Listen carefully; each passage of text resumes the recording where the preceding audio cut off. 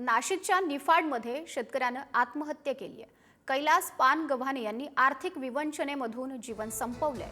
पावसानं द्राक्ष बागेला मोठा फटका बसल्यानं नैराश्यामध्ये ते होते, त्यामुळे त्यांनी आत्महत्या करत जीवन संपवलंय।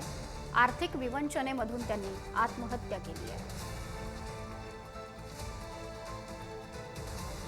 सततची अतिवृष्टी आणि पावसानं द्राक्ष बागेला मोठा फटका बसलेला होता आणि यामध्ये अतोनात नुकसान झाल्यानं नैराश्यामधून त्यांनी आपले जीवन संपवलंय। काही दिवसांपूर्वीच राज्यभरामध्ये अतिवृष्टीनं मोठ्या प्रमाणावरती पिकांचं नुकसान झालं। यामध्ये नाशिकमध्ये सुद्धा मोठ्या प्रमाणावर पाऊस झालेला। ते टेन्शन मध्येच होते। आज सकाळी उठले आणि चक्कर मारायला गेले बागेमध्ये। तिकडे त्यांना टेन्शन आलं, तिकडेच औषध पेली, तिकडे घरी आले तर तोंडाला फेस आलेले होते त्यांच्या। मग आम्ही लगेच दवाखान्यात हलवलं त्यांना। पावसामुळे बाग आले नाही, त्याच्यामुळे त्यांना टेन्शन होतं सारखं।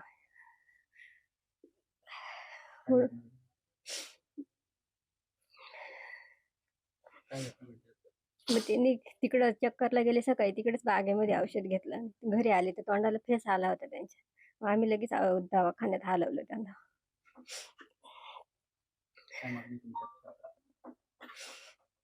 आता आमचे कर्ज माफ व्हावे।